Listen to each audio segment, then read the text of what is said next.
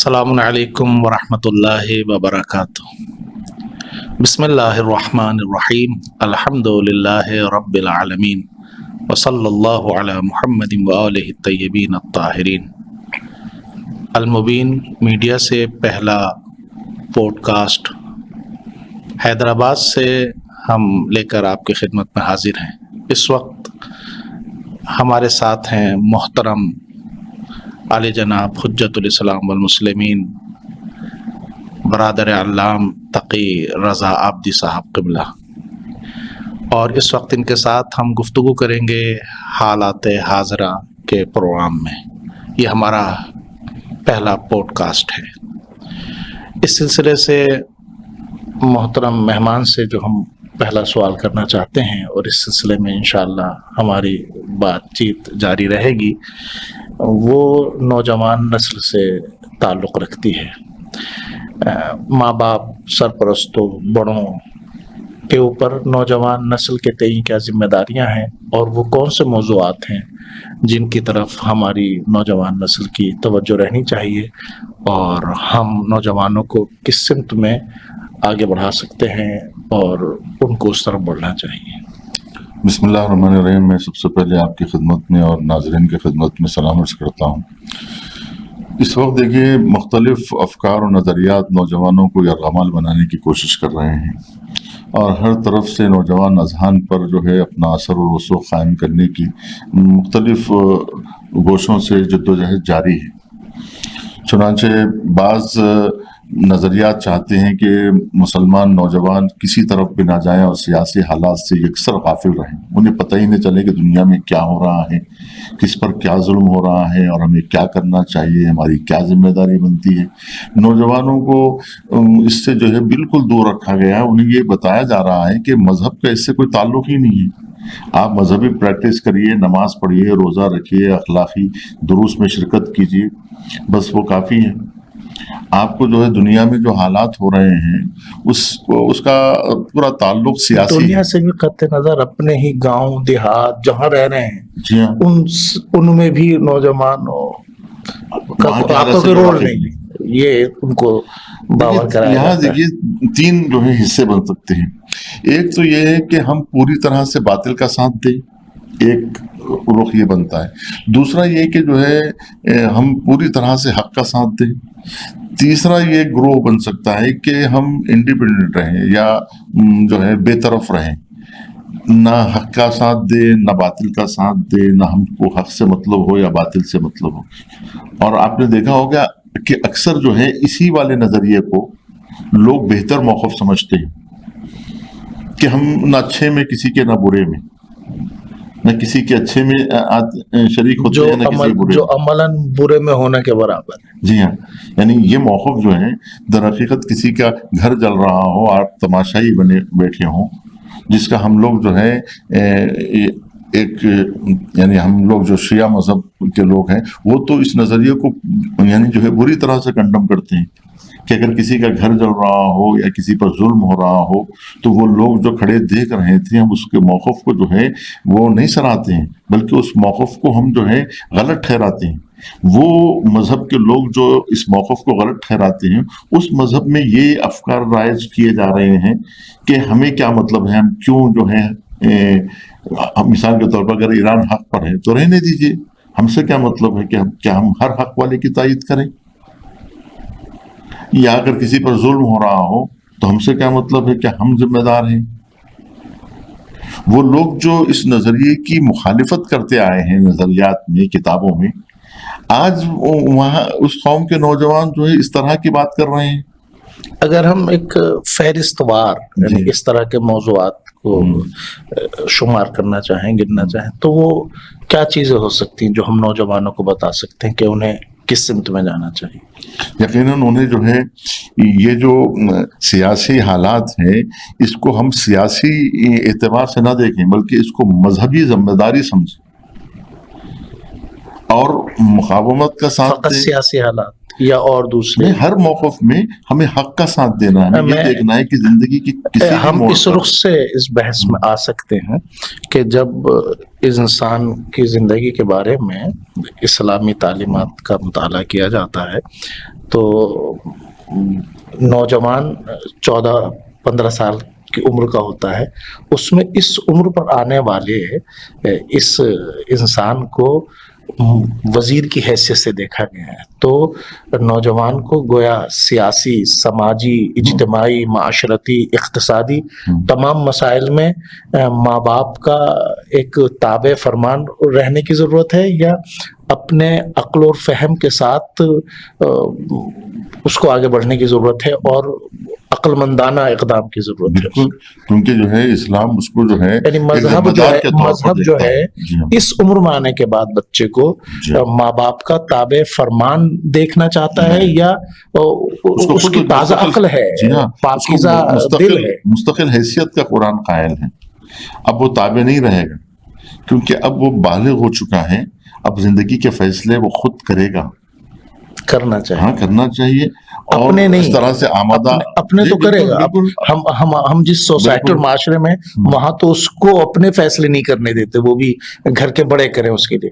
یعنی گویا اسلام یہ رہنمائی کرتا ہے کہ اب آپ کے فیصلے بھی، اس سوسائٹی کے فیصلے، اس سماج کے فیصلے، اور پھر اگر ہم تھوڑا آگے بڑھ کے سوچتے ہیں تو ملکوں کے فیصلے، دنیا کے فیصلے نوجوان اس میں آگے. آیا نوجوان عقل اتنی وسعت رکھتی ہے وہ اس بارے میں؟ ہونا تو چاہیے. دیکھیے ماحول ایسا بنانا چاہیے، ہمارا سماج ایسا ہو کہ ہمارے ماں باپ بھی اتنی مجال دیں، اور جو ہے ہماری سوسائٹی بھی جو ہے انہیں اتنی مجال دے کہ جوانوں کو سوچنا اور فیصلہ کرنے کا انہیں حق دیا جائے. کیونکہ اسلام انہیں حق دے رہا ہے، قرآن انہیں حق دے رہا ہے کہ بالغ ہونے کے بعد میں اپنے فیصلے انہیں خود کرنا ہے. نماز کا وجوب اور روزے کا وجوب اور حج کا وجوب جو ان کے اوپر واجب ہوتا ہے، اور نہ کرنے کی صورت میں ان سے مواخذہ کیا جاتا ہے، تو یقیناً جو ہے انہیں سوچ سمجھ کے کرنا ہے، اور جب نہیں کریں گے تو جو ہے اس کے وہ ذمہ دار ہیں.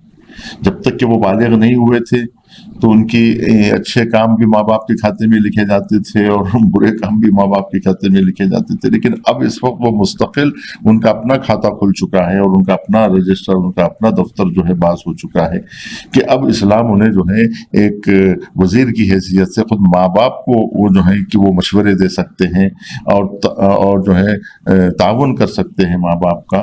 تو ایسی صورت میں آپ دیکھیں جوانوں کو ہمیشہ گمراہ کیا جا رہا ہے. آج جو ایران کی گورنمنٹ پریشان ہے، انہی نوجوان ذہنوں سے پریشان ہے کہ جو باطل نظریات کی جو ہے اس میں لپیٹ میں چلے جا رہے ہیں. جوان نہیں سمجھ پا رہے ہیں حالات کو جو ہے.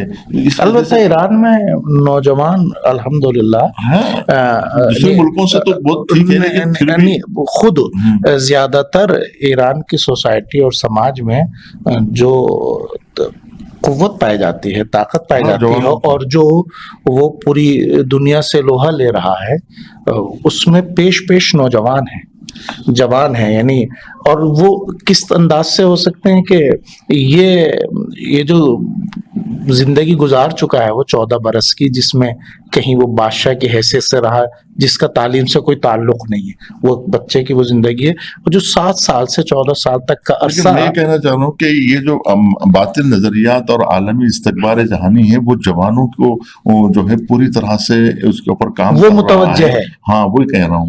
تو وہ جو ہے پوری طاقت کے ساتھ جو ہے، خاص طور پر جو ہے ایران کے جوانوں کو کیا سوچتے ہیں، ان کے دماغ میں کیا چل رہا ہے، ان کی آسائش کے، کیونکہ ان کو معلوم ہے کہ اگر وہ ان جوانوں پہ کام نہیں کریں گے تو وہ جو ہے حکومت کے فیور میں چلے جائیں گے، ہمارے استعمال میں نہیں آئیں گے.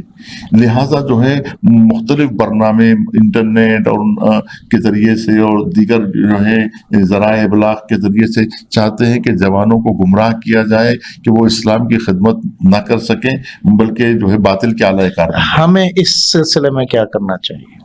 شعور اور بیداری کی تحریک جو ہے نا وہ چلانے کی ضرورت ہے، نوجوانوں کو بیدار کرنے کی ضرورت ہے، اور بغیر کسی بھی فکر، ایک مخصوص فکر کو القاء کیے بغیر، ان کو تھوپے بغیر، ہم انہیں آزاد سوچنے دیں یا نہیں؟ بالکل. اور نتیجہ اس سے اچھا نکلے گا. اس لیے کہ سوچ کو تو آزاد رکھنا پڑتا ہے. دیکھیے سوچ کو جو ہے ہم تحمیلی نہیں کر سکتے، اور تحمیلی سوچ نہیں ہوتی ہے. سوچ وہی ہے جو آزادانہ ہر انسان کی اپنی وہ ہوتی ہے. تو ان کے جو ہے شبہات کا جواب دیں، جوانوں کے جو ہے جو ان کے اپنے اعتراضات ہیں، ان کے شبہات ہیں، اس کو حل کریں. اس کا جواب دیں یا خود ان سے کہیں کہ وہ جواب دیں؟ نہیں، حل کریں. اور جو ان کے میں سمجھتا ہوں اس سلسلے میں اگر نوجوان کو ہی ہم سوچنے کا دیکھیں، اس عرصے میں جو اس ایج تک وہ آئے ہیں، اگر انہیں ہم نے صحیح، اسی لیے ہمیں نصاب تعلیم جو ابھی تک ہم نے پڑھایا ہے، ابھی تک تربیت دی، اگر انہیں ہم نے صحیح لائن پہ لگایا ہے تو میں سمجھتا ہوں، یعنی میرا اصل سوال یہیں پر ہے، اسی پوائنٹ کو لے کر ہے، ان غلطیوں کو، شبہات کو، یا ان باتوں کو ہم سوچ کے انہیں بتائیں یا ان سے کہیں کہ آپ آزادانہ سوچ کے ہمیں بتائیں کیا راستہ ہے؟ ٹھیک ہے، وہ تو آزادانہ سوچ کا انہیں موقع دیا جائے گا، لیکن جہاں پر ان کے اعتراضات ہوں گے وہ تو حل کرنا ہی پڑے گا نا. جہاں وہ سوچ کے وہ حل کر سکتے ہیں، نہیں کر بہت سی چیزوں کو نہیں، ظاہر ہے کہ جہاں ضرورت پڑے گی. نوجوان ہے تو ممکن ہے کہ جو ہے وہ اپنے تجربات کی کمی کی وجہ سے غلط یہ ان معاملات میں ہوگا، ممکن ہے دونوں صورتحال، یہ ان معاملات میں ہوگا جہاں تجربے کو دخل ہے، جہاں تعقل، تفکر، سوچنے کو، چونکہ ہم نے یہ محسوس کیا اپنے سماج اور معاشرے میں کہ ہم یکسر نوجوان کو نظر انداز کر کے اپنے تجربات کی روشنی میں ہم دنیا چلانے کی کوشش کرتے ہیں، ہم سماج کو ڈیل کرنے کی کوشش کرتے ہیں، ہم سوسائٹی چلانے کی. تو اس سلسلے میں میں چاہ رہا تھا کہ نوجوانوں کو افکار کو تھوپنا جو ہے، کسی پر تھوپنا والا جو ہے نظریہ وہ غلط ہے، کہ جوانوں کو ہم جو ہے غلامی والا نظریہ دیں اور ان کے اوپر اپنے افکار کو زبردستی تھوپیں، یا ماں باپ اپنے نظریات کو تحمیل کریں. یہ صحیح طریقہ نہیں ہے، بلکہ ان کو ماں باپ اپنے تجربات کی روشنی میں سمجھائیں، اور وہ ان کو چاہیے کہ وہ سمجھیں اور اپنے اعتراضات اور اپنے جو اشکالات ہیں، جو ان کے وہم میں جو باتیں ہیں، اس کو کلیئر کریں تاکہ وہ صحیح نتیجہ چلے. ایک نوجوانوں کے دماغ میں جو ایک سوال ابھرتا ہے میں آپ کے سامنے رکھتا ہوں. ابھی امت مسلمہ کچھ سیاسی حالات سے دوچار ہوئی، اور یہ پوری ایسے حالات تھے جس کو پوری دنیا نے دیکھا. اس میں جو عالمی پیمانے پر حالات بدلے، حالات حاضر کے، تو ایران کا جو موقف تھا وہ کیا تھا، اور آیا وہ امت مسلمہ کے لیے مفید تھا یا مفید نہیں تھا، کس حد تک مفید تھا، یا اس سے اسلامی دنیا کو نقصان پہنچا، یعنی بجائے اس کے کہ فائدہ پہنچتا اس سے نقصان ہوا. یہ مثلا کیا رہنمائی کریں گے اس سلسلے سے آپ نوجوان کی، وہ کس انداز سے اس مسئلے کو سوچ سکتا ہے؟ دیکھیے نوجوانوں کو ہمیں یہ بتانا ہے کہ ہم کو سب سے پہلے اپنے مذہبی ذمہ داری، اللہ سبحانہ و تعالیٰ نے ہمیں جس مقصد کے لیے پیدا کیا ہے، جس ہدف کے لیے پیدا کیا ہے، ہمیں اس ہدف اور مقصد کو نہیں بھولنا چاہیے، کہ ہمارا ہدف و مقصد اور ہماری نشو و نما حقیقی طور پر اسی حق کے سائے میں ہونا چاہیے، نہ کہ باطل نظریات کی پیروی میں، یا حکومتوں کی جو ہے اندھا دھند تقلید میں، کہ ہماری حکومت جدھر جا رہی ہے، جس طرف جا رہی ہے، جس کا غلام بنا رہی ہے نا، عالمی استکبار کے ہاتھوں ہمیں اسیر کر رہی ہے، ہمیں غلامی میں دے رہی ہے. تو ہمیں چاہیے کہ ہم جو ہے اللہ سبحانہ و تعالیٰ کی بندگی کریں، نہ یہ کہ امریکہ کو اکبر کہیں، امریکہ کی غلامی کریں، جیسا کہ بعض اسلامی ممالک پوری طرح سے جو ہے امریکہ کے سامنے جو ہے غلامی کو جو ہے زرخرید غلام بن گئے ہیں ان کے، اور پوری طرح سے سرنڈر کر دیا ہے اپنے آپ کو. اس طرح کا جو ہے نا رخ نہیں اختیار کرنا چاہیے، ہے نا، بلکہ آزادانہ طور پر سوچنا چاہیے، سمجھنا چاہیے، اور جو ہے سب سے اہم ہمارے لیے مذہب ہوتا ہے، اور مذہبی زندگی گزارنا ہی حقیقت میں ایک سچی سیاسی زندگی ہے.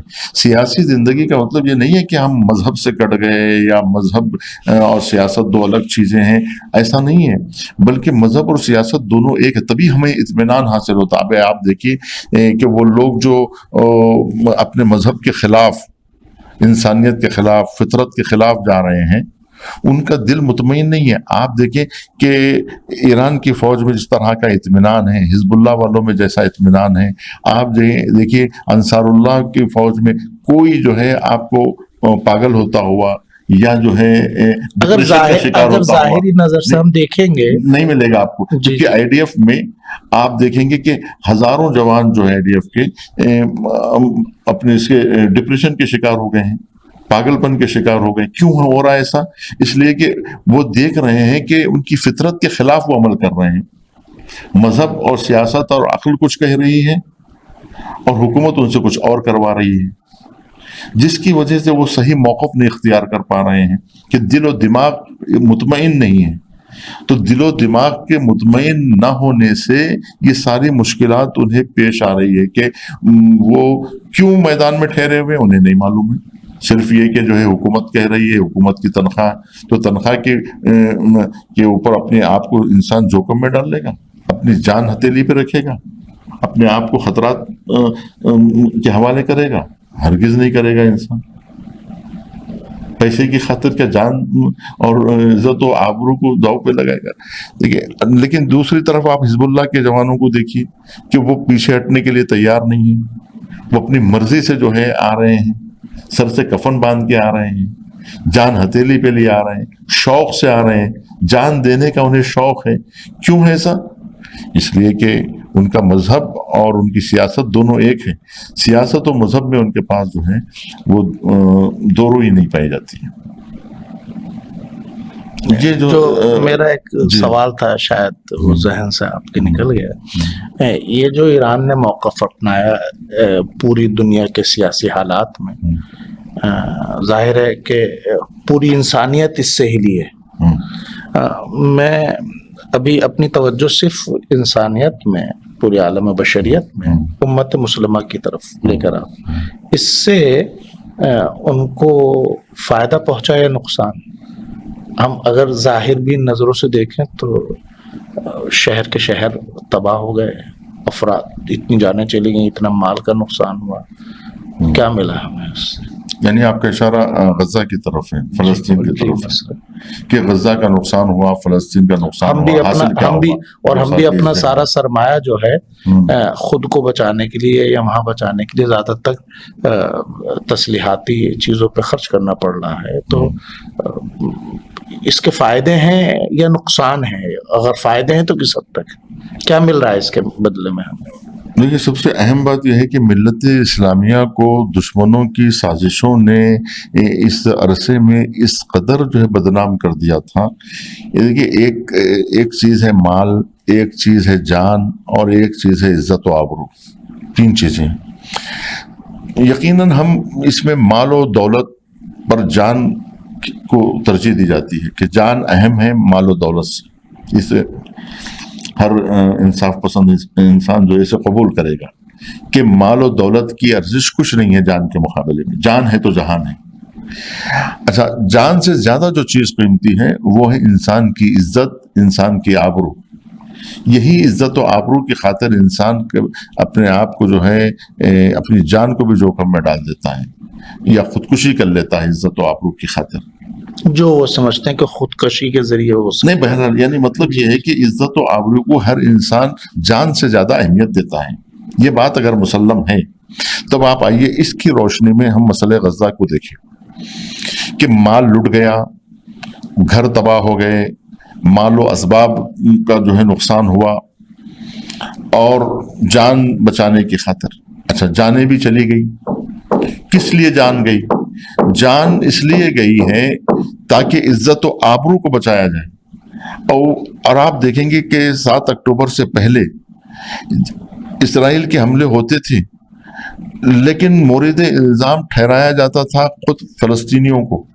فلسطینیوں کو کوئی آبرو نہیں تھی دنیا میں، کوئی عزت نہیں تھی ان کی، وہ مار بھی کھاتے تھے اور ان کی عزت و آبرو بھی ان کی چلی گئی تھی۔ لوگ انہیں دہشت گرد کہتے تھے۔ چنانچہ آپ نے دیکھا ہوگا جب 7 اکتوبر کا حملہ ہوا تو حماس کو یا غزہ والوں کو دنیا نے دہشت گرد کے طور پہ دیکھا، کہا کہ یہ تو دہشت گرد ہیں، انہوں نے دہشت گردانہ حملہ کیا ہے اور اس کی نندا ہونا چاہیے، اس کی مذمت ہونی چاہیے، اس کی مخالفت ہونی چاہیے. یعنی ان کی عزت و آبرو پہ حملہ ہو رہا تھا. تو اب انہوں نے کیا کیا کہ ہماری جان جائے تو جائے، لیکن ہم اپنی عزت و آبرو کا سودا نہیں کریں گے، اور دنیا کو ہم بتا دیں گے کہ ہم عزت دار لوگ ہیں، اور اصل میں ظالم اور جابر اور جو ہے برا جو ہے وہ اسرائیل ہیں. ناانصافی بے عدالتی سے اسرائیل کام لے رہا ہے، اسرائیل نے بربریت کی ہے، اسرائیل نے ظلم کیا ہے، اسرائیل نے تشدد کیا. اسرائیل حقیقت میں دہشت گرد ہے، ہم نہیں ہیں. یہ ثابت کرنا پوری دنیا کے سامنے کوئی آسان کام نہیں تھا کہ پوری دنیا کو پہلے تو بیدار کریں، پوری دنیا کے کیمرے ہماری طرف متوجہ ہو، اور پھر دنیا اپنی آنکھوں سے دیکھے کہ حق پر کون ہے اور باطل پر کون ہے، کہ کون سچا ہے اور کون جھوٹا ہے، کون چور ہے اور کون جو ہے کس کے گھر میں کون چوری کر رہا ہے، کون کس کے گھر میں ڈکیتی کر رہا ہے. لوگ جو ہے فلسطینیوں کو نعوذ باللہ ڈکیت سمجھتے تھے، ان کو چور سمجھتے تھے، ان کا قبضے کو ناجائز سمجھتے تھے، جبکہ وہ مالک مکان ہے. لیکن جو لوگ قبضہ کیے ہیں، جو کرایہ دار کی بھی حیثیت نہیں رکھتے، غاصب کی حیثیت رکھتے ہیں، وہ مالک مکان کو جو ہے بھگانا چاہ رہے ہیں. اور دنیا جو ہے اس بات کو سمجھ نہیں پا رہی تھی.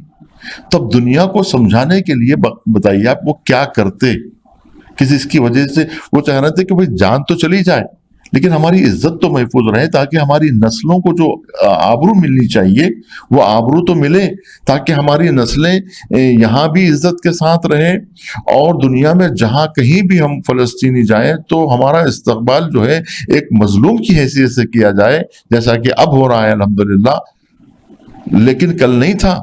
کل وہ کسی بھی ملک میں جاتے تو انہیں دہشت گرد نظریے سے دیکھا جاتا تھا، دہشت گردوں میں ان کا شمار ہوتا تھا، اور ان کو جو ہے کوئی مظلوم سمجھنے کے لیے تیار نہیں تھا. تو کتنا بڑا یہ نقصان ہو رہا تھا. اچھا، پوری عالم اسلام کا نقصان تھا اس میں، کہ فلسطینی ہی نہیں بلکہ پورے مسلمان جو ہے لوگ سمجھتے تھے کہ کیونکہ داعش کو بھی آپ نے دیکھا کہ اسرائیل نے بنا کر مسلمانوں کو بدنام کیا تھا، القاعدہ کو جو ہے اسرائیل نے بنا کر بدنام کیا تھا. مسلمانوں کو پر جو ہے دہشت گردی کا الزام لگا کر مسلمانوں کو ہمیشہ بدنام کیا گیا. اب اگر جو ہے اسی طرح سے حماس کو بھی بدنام کیا جا رہا تھا دہشت گرد کے عنوان سے. لیکن حقیقت میں آج پتا چل گیا کہ دہشت گرد اصل میں کون ہے، اور یہ کون اتنا بڑا یعنی ڈرامہ کر رہا تھا. ہر ملک میں داعش کا ڈرامہ کس نے کھیلا، جولانی کو کس نے بنایا، اور القاعدہ، یہ ساری جو ہے چیزیں جو ہے کھل کر سامنے آئیں. کب سامنے آئیں؟ جب 7 اکتوبر کا حملہ ہوا، جب حماس والوں نے اسرائیل کے چہرے سے وہ نقاب نوچ دی جو وہ اپنے چہرے پر مظلومیت کی نقاب اڑا ہوا تھا. اور چنانچہ آپ نے دیکھا ہوگا کہ جب شروع میں اسرائیل حملے کر رہا تھا ہاسپٹلز پہ، تو وہ کہہ رہا تھا کہ ہم نے نہیں کیا ہے، بلکہ غلطی سے انہی نے خود مار لیا ہے اپنے ہاسپٹل پر، اپنے ہی جو ہے میزائل جو ہے ان کا چوک گیا اور وہ گر گیا، ہم نے نہیں مارا ہے. یعنی پہلے وہ انکار کر رہا تھا، کیونکہ دنیا اس کو سننے کے لیے تیار نہیں تھی، کیونکہ دنیا اسرائیل کو جو ہے وہ مظلوم سمجھتی تھی کہ اس پر دہشت گردانہ حملہ ہوا ہے حماس کی طرف سے. یعنی حماس ظالم ہے، حماس دہشت گرد ہے، بیچارے فلسطینیوں کا جینا حرام کر رکھا ہے. یہ دنیا سمجھ رہی تھی. آپ غور تو کریں کہ عالم اسلام کا کتنا فائدہ ہوا. عزت مسلمین بچی ہے، آبرو مسلمین بچی ہے، مسلمانوں کی آبرو بچی ہے، مسلمانوں کی عزت بچی ہے. آج مسلمانوں کو جو ہے دنیا جو ہے وہ مظلومیت کے مظلوم کے نظر سے دیکھتے ہیں، لیکن اس سے پہلے لوگ مسلمانوں کو ہمیشہ دہشت گرد کے عنوان سے دیکھتے تھے. اسرائیل کو لوگ جو ہے، کیونکہ اسرائیل جب نیتن یاہو کے دورے ہو رہے تھے اسلامی ممالک میں، کہیں پر بھی احتجاج نہیں ہوا. لیکن آج اگر وہ دورہ کرے تو دیکھے کہ وہ اسلامی ممالک میں قدم رکھ سکتا ہے، اور اگر رکھے تو کیا احتجاج نہیں ہوں گے. آج امریکہ کی عوام کہہ رہی کہ ہم آنے نہیں دیں گے. یہ کتنا بڑا فرق ہو گیا ہے. کل جو ہے نیتن یاہو ہر اسلامی ملک میں پہنچ سکتا تھا، اور پہنچ رہا تھا، پہنچ گیا تھا، اور باقاعدہ ہر ملک میں اس کا استقبال ہو رہا تھا. لیکن آج ہو سکتا ہے؟ تو یہ تبدیلی آئی ہے اور اس کا مسلمانوں کو فائدہ ہوا ہے، ان کی آبرو عزت محفوظ ہوئی ہے۔ گویا کہ جانے جا کر، مال کا نقصان ہو کر، اور جو سرمایہ ہے یا زمین ہے، گھر بار ہے، اس کی قربانی کے ذریعے ایک جو دھبا تھا وہ امت مسلمہ کے دامن سے دھویا گیا ہے۔ جی ہم آپ کا شکریہ ادا کرتے ہیں، آپ نے انتہائی فراست اور شکریہ۔ ذہانت کے ساتھ ہمارے اس پروگرام میں بہت سے مسائل کو حل کیا ہے۔ انشاءاللہ یہ سلسلہ جاری رہے گا۔ اللہ سے دعا ہے کہ آپ کی، ہماری اور ہماری اس پوری ٹیم کی ان نیک توفیقات کو اپنی بارگاہ میں قبول فرمائے۔ محترم ناظرین، یہ ہمارا پروگرام فی الحال ختم ہوتا ہے، اور انشاءاللہ آئندہ دوسرے پروگرام تک کے لیے ہم آپ سے خدا حافظی کرتے ہیں۔ والسلام علیکم ورحمۃ اللہ وبرکاتہ۔